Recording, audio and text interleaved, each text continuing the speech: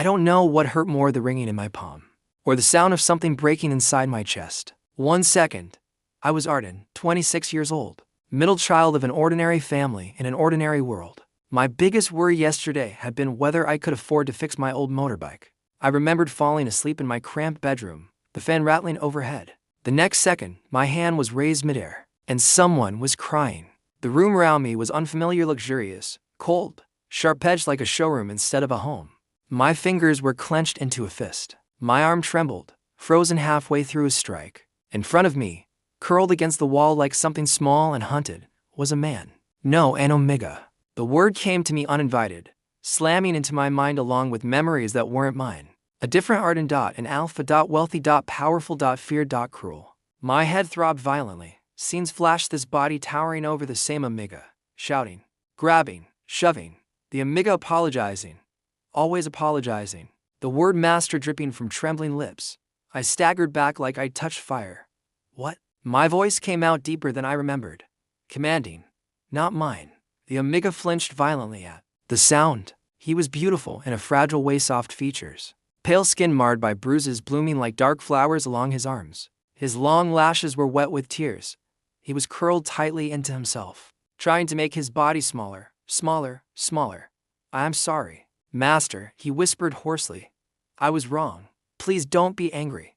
My stomach dropped. Master? Memories slammed fully into place. This world was divided into alphas, betas, omegas, hierarchies, instincts. Heat. Red. Power. And the Arden whose body I occupied, this alpha had treated his omega spouse like property, like something to discipline, like something disposable. I looked at my own hand again. It was shaking now, not from rage, but from horror. Oh my God, I breathed. The omega Aylen. His name surfaced in my mind like a plea, pressed himself harder into the corner when I stepped forward. No, he gasped, voice breaking.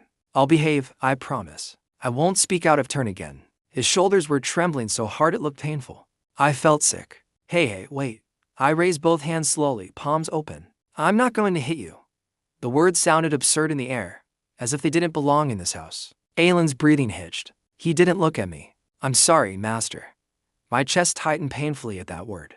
I'm not. I stopped. What was I supposed to say? I wasn't his master. In this world, legally, socially, biologically, I was. The alpha husband, the owner. The thought made bile rise in my throat.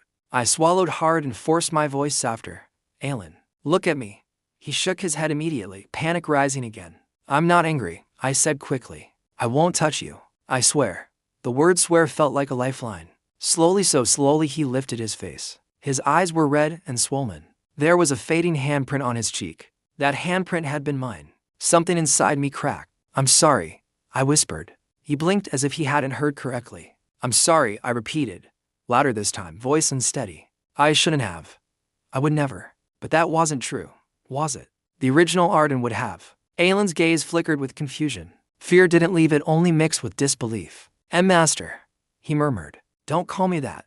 The words slipped out before I could stop them. He flinched again, damn it. I exhaled shakily and forced myself to kneel slowly until I was at his eye level. Every instinct in this alpha body screamed at me that kneeling was wrong, that I was lowering myself, that I should command, not plead. I ignored it. I'm not going to hurt you, I said carefully.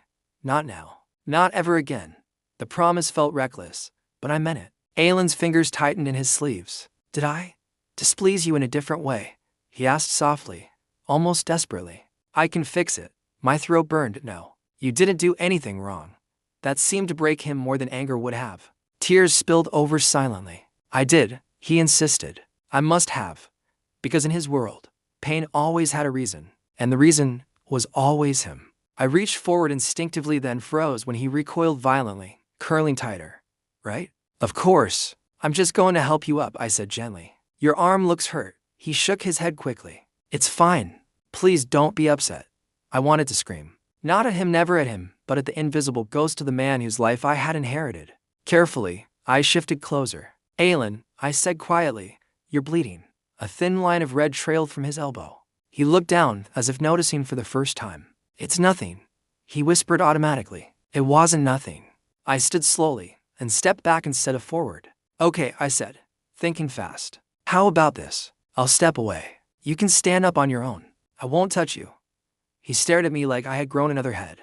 I won't touch you, I repeated. After a long, fragile pause, he cautiously uncurled, bracing a hand against the wall. His legs wobbled. I turned slightly to give him space. The bed, I said gently. You should lie down. He hesitated, then took a few small steps. Each movement looked like it hurt. When he swayed dangerously, my body reacted on instinct, reaching out to steady him. He gasped and whispered, I'm sorry, master. The words cut deeper than any weapon. I said, don't call me that, I murmured, softer this time.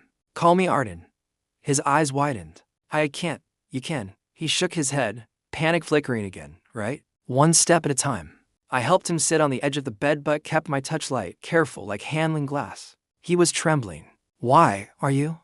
He whispered faintly. Why am I what?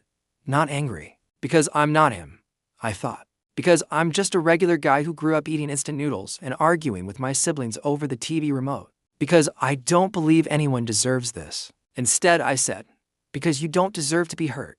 The silence that followed was heavy. Aylen stared at me like I'd spoken in another language. I belong to you, he said quietly, as if explaining something obvious. The words chilled me. No, I said firmly. You don't. In this world's law. He probably did. But I couldn't accept that. He lowered his gaze again, confusion and fear mixing together. I stepped back fully now, putting distance between us. I need to think. I admitted honestly. My head was still buzzing with foreign instincts, territorial urges, dominance curling low in my gut. I hated it. Hated how this body reacted to the scent of Omega distress, not with compassion, but with possessiveness. I forced it down. I'm going to get a first aid kit, I said. I'll leave the door open. That seemed important. Leaving the door open. As I turned to walk away, I heard his fragile voice again. I'm sorry. I stopped. For a moment, I just stood there, staring at the unfamiliar walls of a life built on fear. Then I looked back at him. You don't have anything to be sorry for, I said quietly. Not anymore. I didn't know how I had ended up here. I didn't know if I could undo the damage the other Arden had done. But as I stepped out to find bandages with shaking hands, I made one thing clear in my heart. If I was trapped in this alpha's body, then I would use his power differently. Not to break, but to protect. I didn't sleep that night. Aylen lay on the far edge of the bed, curled tightly like he expected to be dragged off at any second. I sat in the armchair across the room, staring at my hands. Every time I closed my eyes, flashes came back, memories that weren't mine. Shouting, shoving. His body hitting the floor. By morning, I couldn't stand it anymore. Aylen, I said softly. He jolted awake instantly, sitting upright to fast. Pain flashed across his face before he masked it. Yes, master. I exhaled slowly. We're going to the hospital. His eyes widened. For a checkup. I added, a full one. His fingers twisted in the blanket. It's not necessary. I'm fine. You're not? The firmness in my voice made him shrink. I forced myself to soften. Please, I said quietly. Just trust me this once. That seemed to confuse him more than anything. Trust. He nodded faintly. The hospital lobby smelled sharp and sterile. People stared when we walked in. I could feel it, the invisible weight of being an alpha. Heads lowered automatically. Nurses straightened. Aylen walked half a step behind me, eyes fixed on the floor. I hated it. At the reception desk, I gave our names. The nurse's polite smile faltered slightly when she saw the fading bruises on Aylen's wrist. We'll arrange a complete examination, she said professionally. Complete. Good. They separated us first. When the nurse led Aylen away, he hesitated and glanced back at me, fear plain in his eyes. I'll be here, I said immediately. He nodded once and disappeared behind the doors. The waiting room felt suffocating. My mind kept replaying everything. I didn't know how much damage the original Arden had done. I didn't know what I would hear. An hour later, they called me into a consultation room.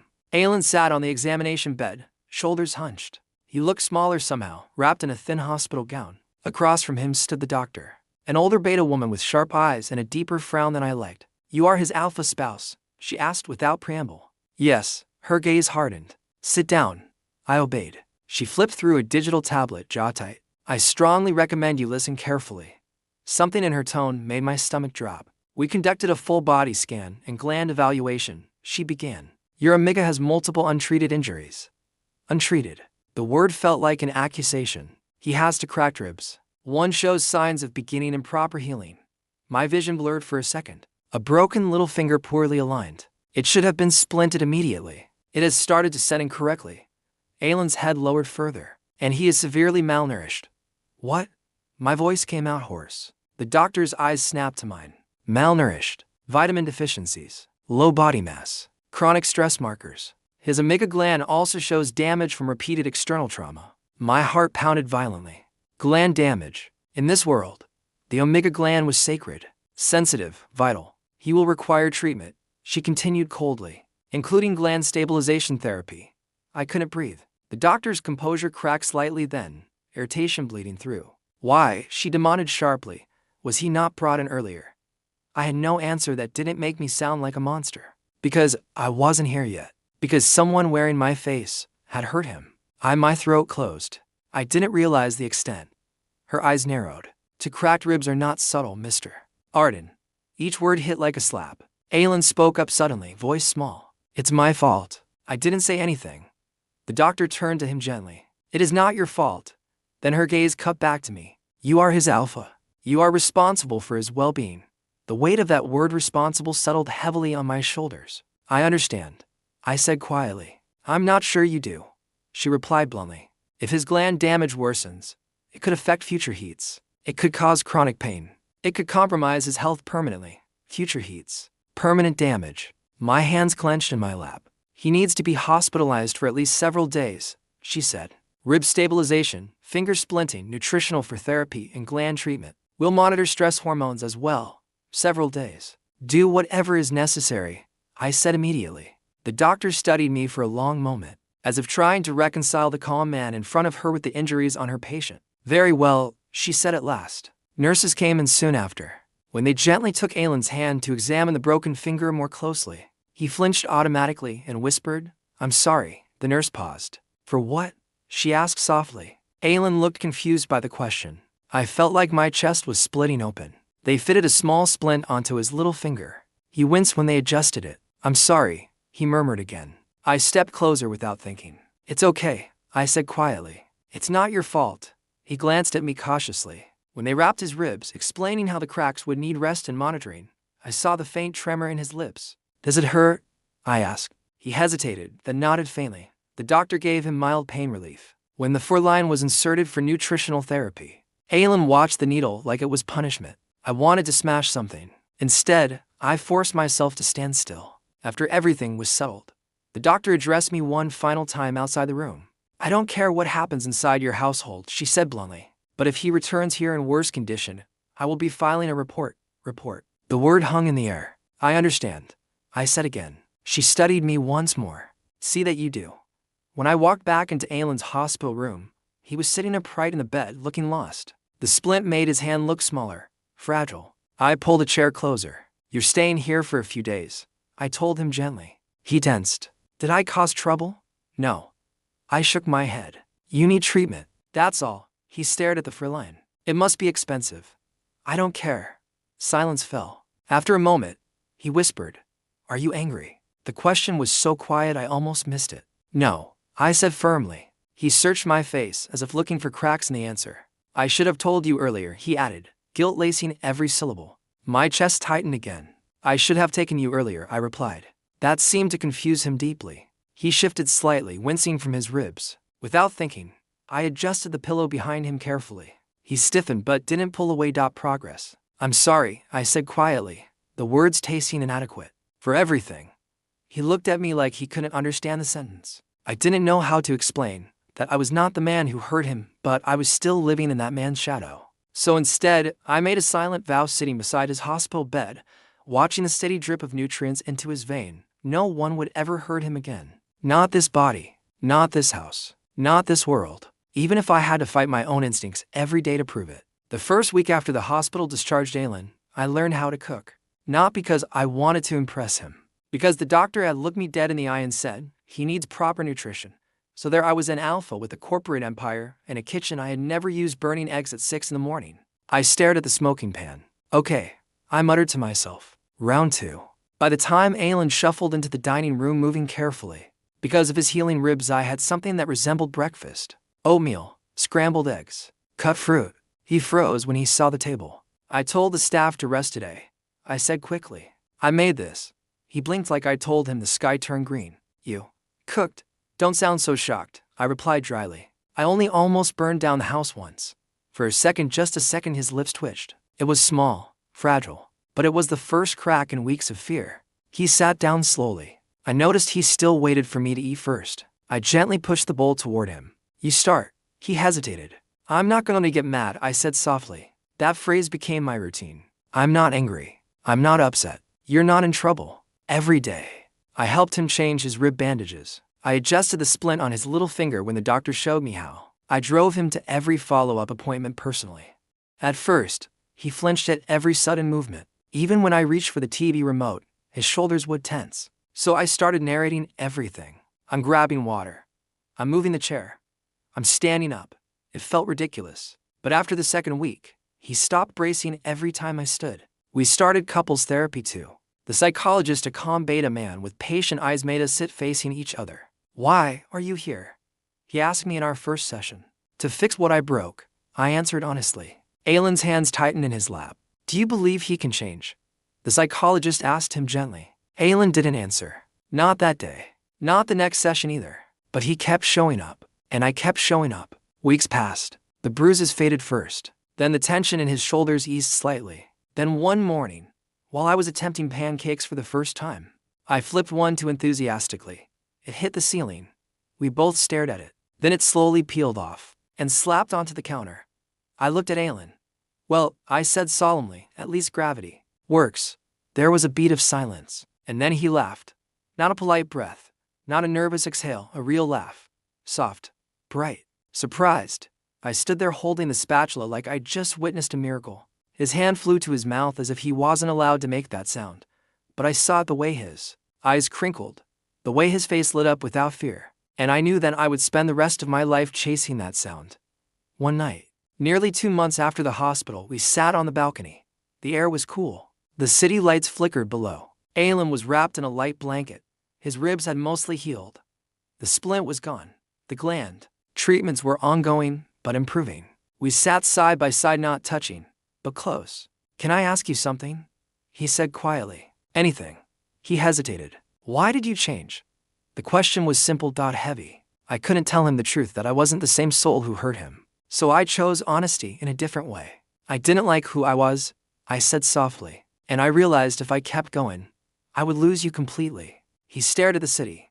I thought, maybe you hated me. I never hated you, I replied immediately. Silence stretched between us. Then he said, almost shyly, before marriage, I wanted to continue school. My heart tightened. College? I asked gently. He nodded. I had 1 semester left. 1 semester. And it had been taken from him. What did you study? I asked. Literature, he said, and there was a flicker of something in his eyes. I wanted to work in publishing, or maybe teach. The idea of him standing confidently in front of a classroom felt so right it hurt. You still want that? I asked. He looked at me uncertainly. Is it possible? Of course it is. He blinked. You want to go back? I pressed gently. His fingers tightened around the blanket. Yes, he whispered. That was all I needed.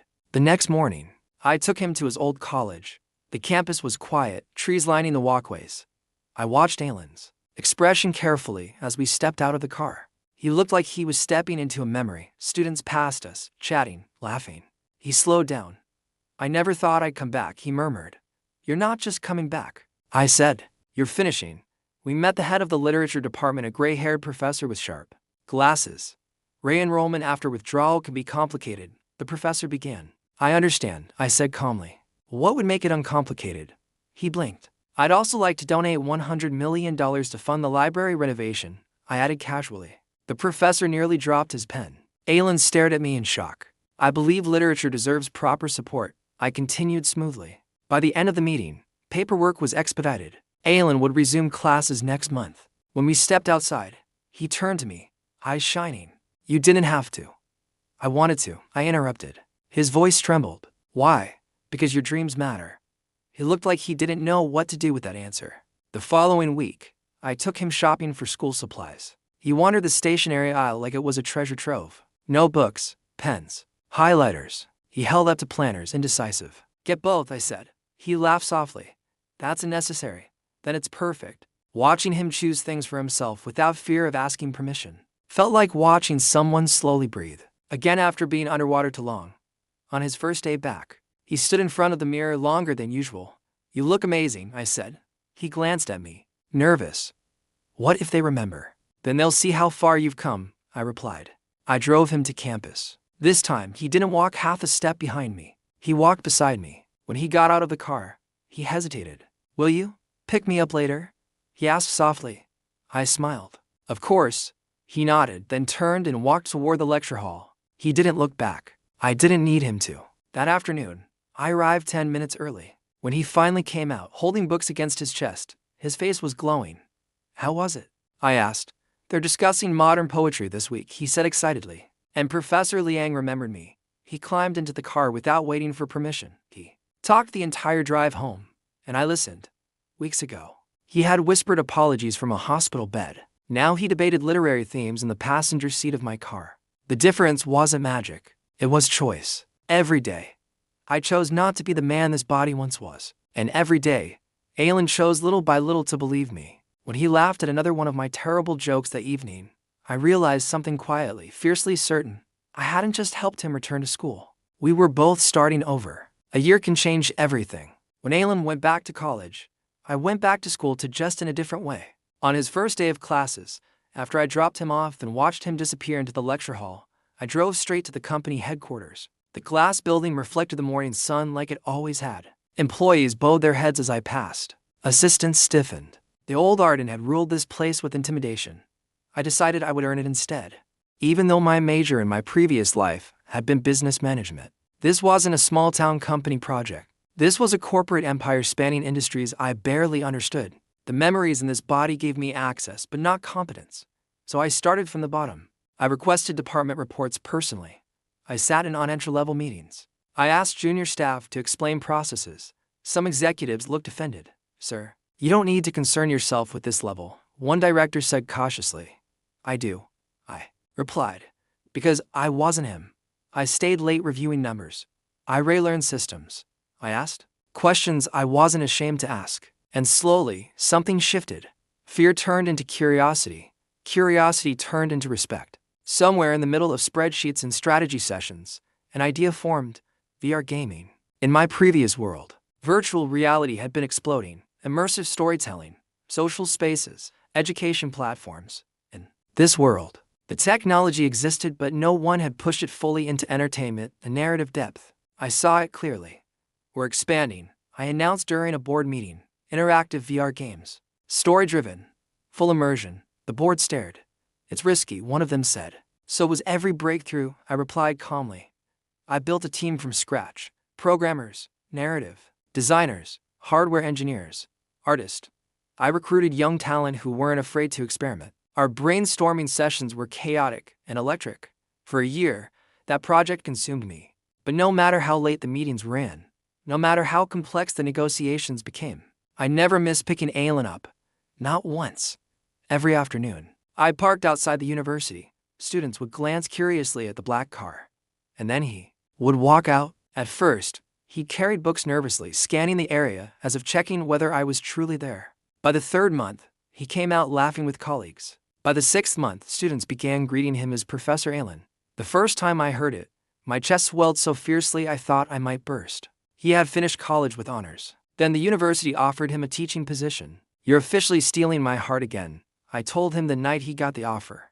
He rolled his eyes, smiling. Your jokes are still bad, and yet you married me. He paused at that. Technically, we were married, but it had been nothing more than paperwork at a civil bureau.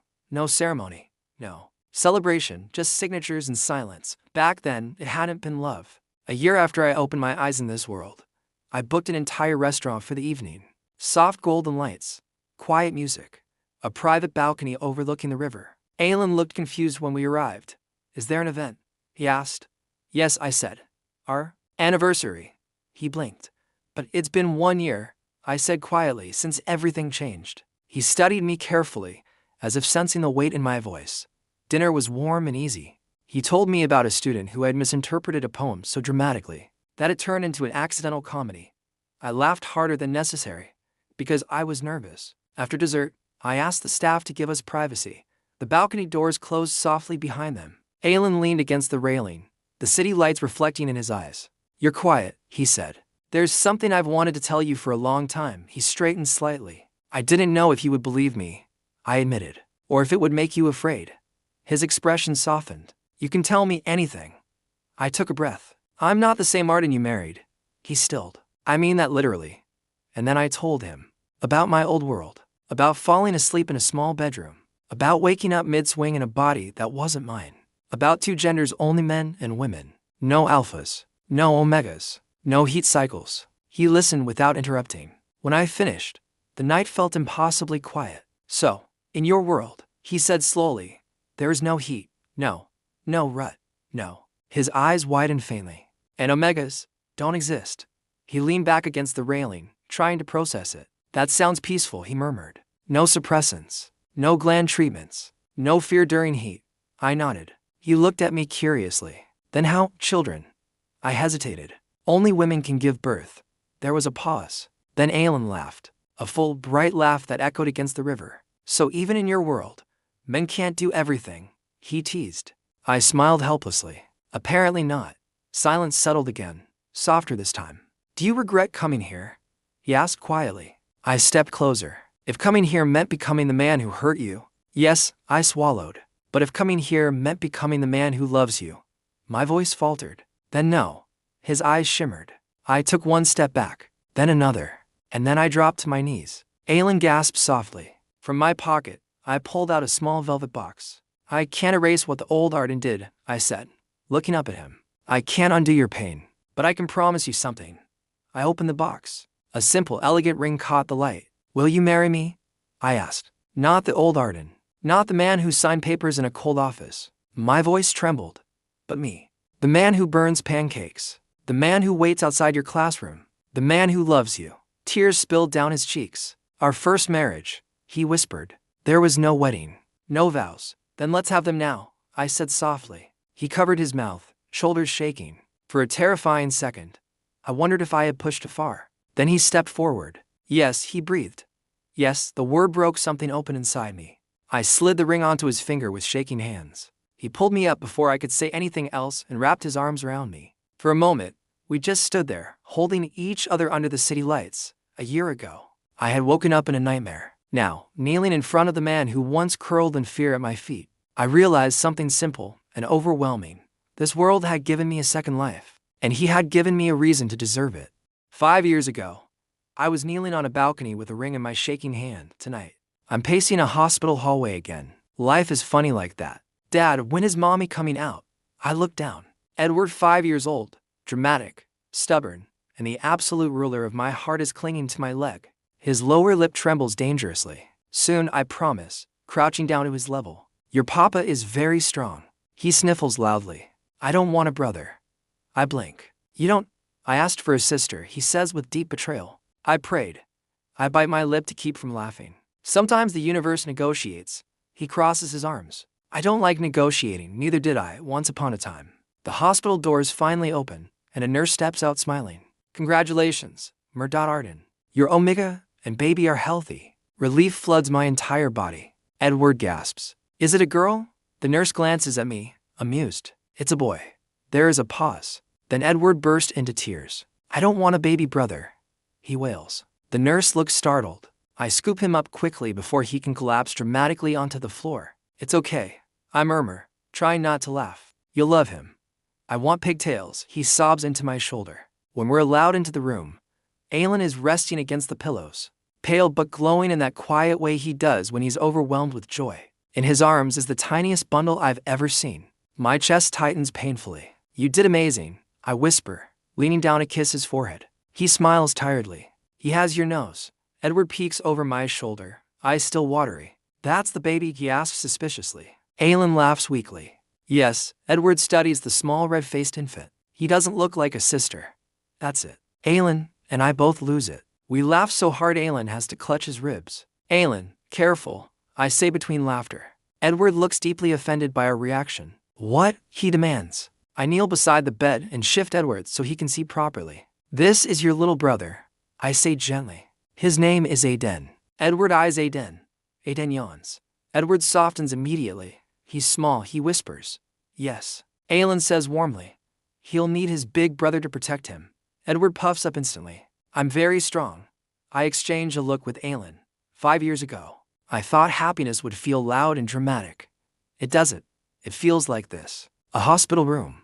A tired Omega smiling. A crying 5-year-old who forgets he wanted a sister the moment his baby brother grips his finger. 10 years pass faster than I'm ready for. Edward grows tall and thoughtful. He still complains loudly, but now he helps Aylen with homework without being asked. Aylen, at 10, is quieter, observant. He inherited Aylen's soft patience and my stubborn streak. And apparently, they have formed an alliance. One evening at dinner, Edward clears his throat dramatically. We need to discuss something important.